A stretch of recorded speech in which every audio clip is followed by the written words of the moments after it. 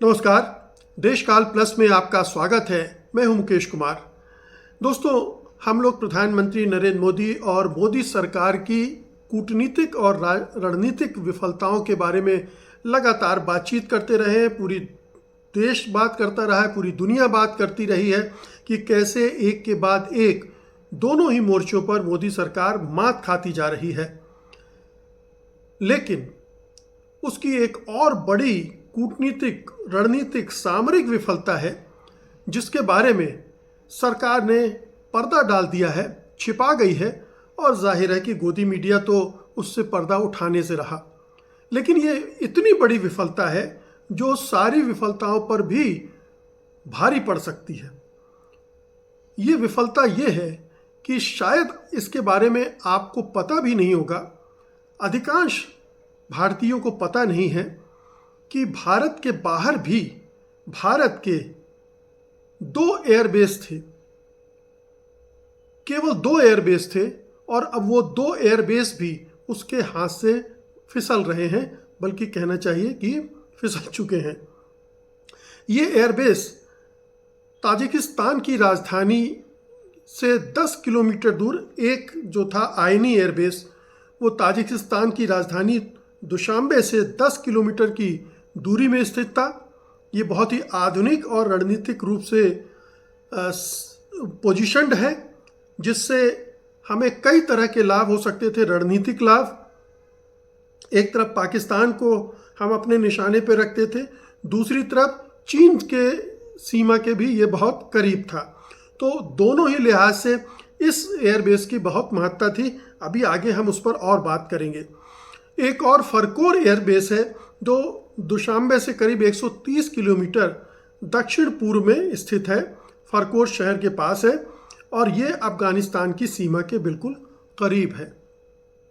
तो ये 2 एयरबेस जो पूर्ववर्ती सरकारों ने, ये इस पर काम चल रहा था नरसिम्हा राव की सरकार के दौरान से, उस समय से, और धीरे धीरे करके ताजिकिस्तान को मनाकर, रूस की मदद लेकर हमने वहाँ अपने पैर जमाए थे। इन दोनों एयरबेस को तैयार किया था, इस पर काफ़ी इन्वेस्ट किया था। जैसे आयनी एयरबेस में भारत ने 2002 से 2005 के बीच में $100 मिलियन खर्च किए थे, और उसके बाद उसकी वजह से एक समझौता हुआ था, एक लीज हुई थी, और अंततः 2022 में वो खत्म हो गई और हमारे हाथ से अब 2025 में पूरी तरह से निकल गया है। इसी तरह से फरकोर वाला जो था, वहाँ 1990 के दशक के अंत में पहले भारत ने एक सैन्य हॉस्पिटल स्थापित किया। उसके बाद 2002 पर उसको लीज पर लिया और उसका इस्तेमाल कर रहा था, कम कर रहा था।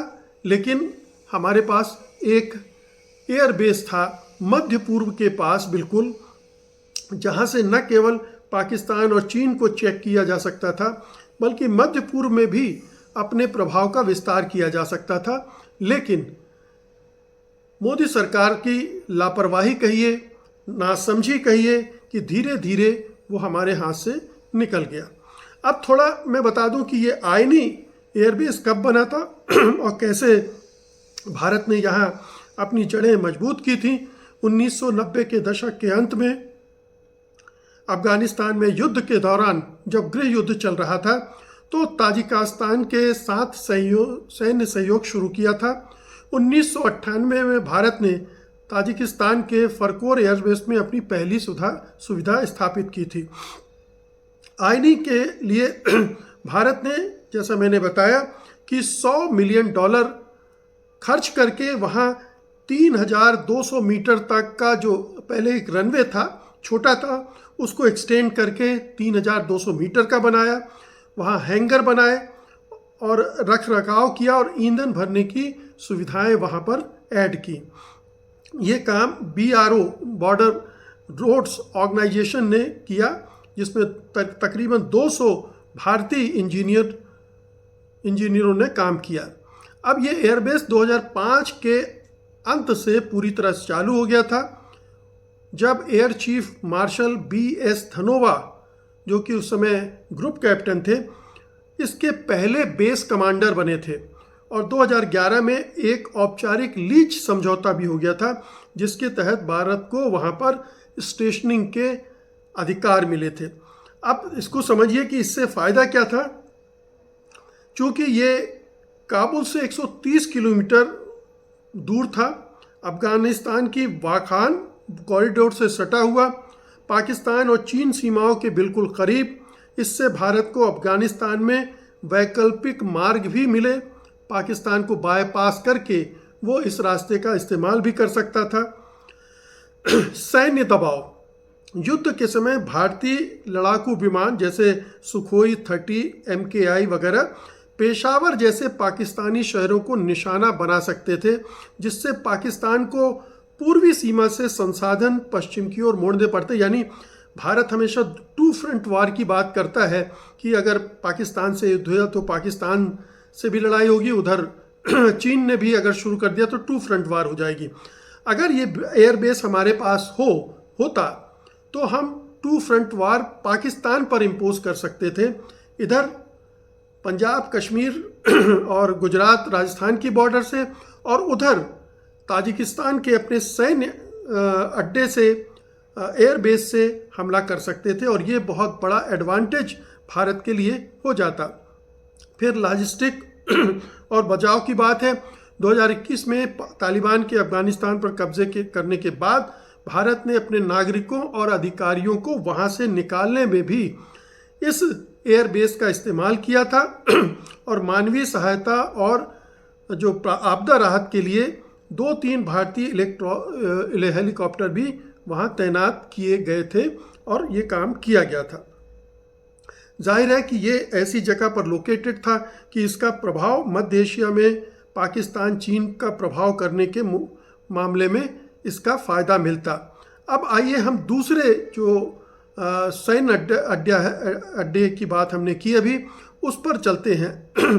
उसका क्या हुआ, ये भी 1990 के दशक के दौरान ये डेवलपमेंट होते हैं इस इलाके में। 1979 से 1989 के बीच में सोवियत संघ ने इस फरकोर हवाई अड्डे का इस्तेमाल अफगानिस्तान की लड़ाई में किया था। इसके बाद सोवियत संघ का विघटन हो गया, जैसा आप जानते हैं। 1991 के बाद फिर ताजिकिस्तान को स्वतंत्रता मिली, और ये बेस ताजिक सैन्य बलों को सौंप दिए गए। आर्थिक समस्याओं के कारण इसके रखरखाव में मुश्किलें पेश आने लगीं, खराब होने लगी सुविधाएं, और फिर यहाँ पर भारत ने ताजिकिस्तान के साथ संबंध बढ़ाए। 1996 में भारत ने दुशांबे में दूतावास खोला, और इसके बाद ये संबंध बढ़ना शुरू हुआ, और फिर आप देखते हैं कि 96-97 में ताजिक सरकार से बातचीत होती है। फरकोर में एक छोटा पहले सैन्य अस्पताल स्थापित किया जाता है, और जो अफगानिस्तान में नॉर्दर्न अलायंस के लोग लड़ रहे थे, जिसमें अहमद शाह मसूद भी थे जो कि भारत के करीब थे, उनकी मदद भी कर रहा था। उस अस्पताल में उनका इलाज भी हो रहा था। अहमद शाह मसूद को भी 1991 में वहाँ लाया गया था, उनका भी इलाज इस हॉस्पिटल में किया गया था। उसके बाद 2002 में भारत और ताजिकिस्तान के बीच में एक औपचारिक समझौता भी हुआ, तो जो और दोनों ने एक बहुआयामी समझौते पर हस्ताक्षर किए। तो इस तरह से 2 सैनिक अड्डे, एयर बेसिस भारत ने हासिल कर लिए। लेकिन धीरे धीरे हमने देखा कि दोनों अड्डे फिसल गए हैं। अब उनके पास, हमारे पास कुछ भी नहीं है। अब ये भारत की तरफ से कहा जा सकता है कि ये रूस की साजिश थी, ये चीन का दबाव था, वगैरह वगैरह।